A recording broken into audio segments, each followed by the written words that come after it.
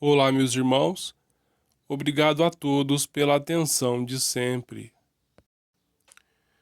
E hoje o Evangelho nos traz, no capítulo 12, Amai os vossos inimigos, os inimigos desencarnados. Item 5. Ainda outros motivos tem o espírita para ser indulgentes para com seus inimigos. Sabia ele primeiramente que a maldade não é o estado permanente dos homens, que ela decorre de uma imperfeição temporária, e que assim como a criança se corrige dos seus defeitos, o homem mau reconhecerá um dia os seus erros e se tornará bom. No Livro dos Espíritos, há uma pergunta que Kardec faz aos espíritos que é a seguinte: como fazermos para afastarmos-nos dos maus espíritos? E os espíritos respondem: se aproximando dos bons. E há uma outra, que ele diz: os espíritos interferem nas nossas vidas? E os espíritos respondem: frequentemente, mais do que pensais. Na verdade, com muita frequência, são eles que vos dirigem. Ou seja, através dessa pergunta, dessa resposta também, nós podemos analisar o que nós pensamos é o que nós atraímos. Portanto, se eu penso no bem, eu estou afastando a presença dos maus espíritos da minha existência. E através desses bons pensamentos, eu atraio também a presença dos bons espíritos.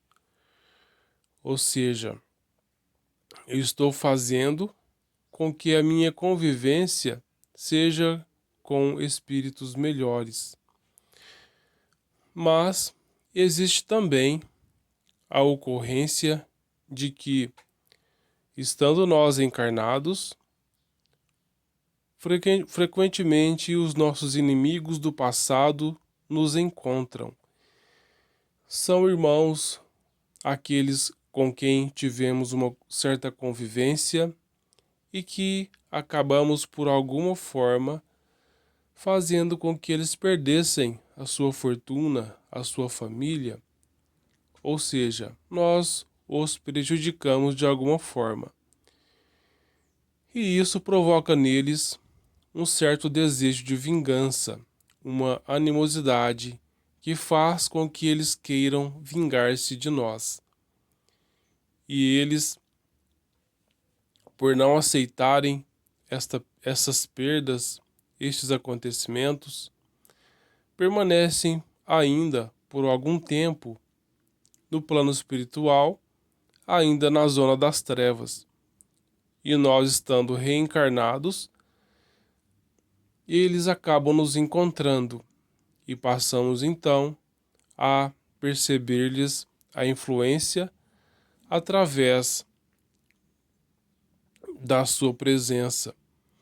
E é onde nós muitas vezes passamos a sentir uma certa raiva, sem necessidade alguma.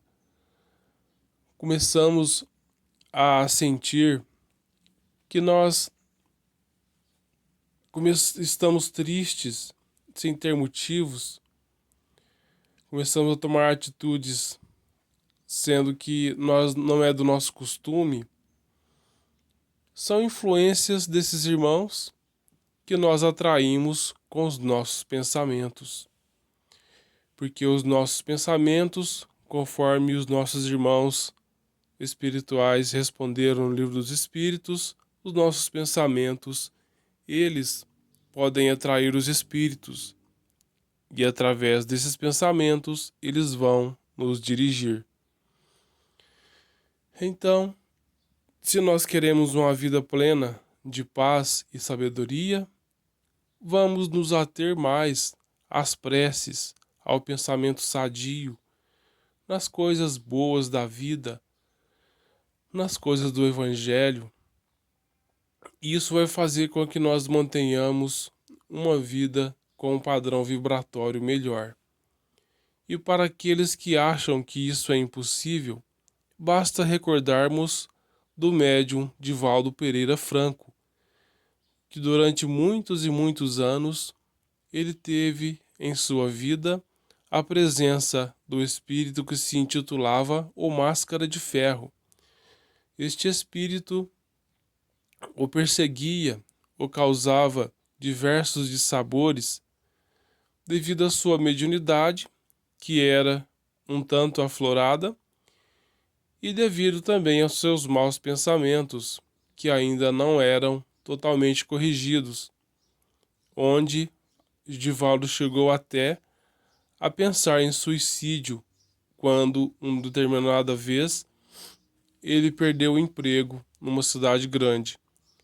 Mas a sua irmã desencarnada, que ao ver desencarnado por suicídio, apareceu para ele naquela hora e o socorreu deste pensamento. Mas, com o tempo, Divaldo foi adquirindo uma certa maturidade moral. Foi percebendo que os seus pensamentos é que atraíam esse irmão para perto de si. Muitas vezes ele ficava vulnerável pela possibilidade de pensar coisas negativas.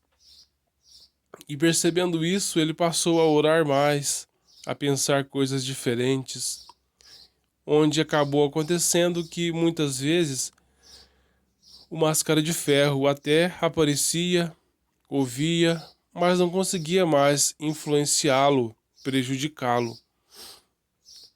Até que chegou um determinado tempo que, de tanto tentar persegui-lo e não conseguir, eis que chega o momento em que o Máscara de Ferro acaba se entregando, recebe o socorro e até reencarna. Então, meus irmãos, através desta passagem, nós percebemos que mais à frente nesta lição do Evangelho ainda fala que através do inimigo pode-se fazer um amigo.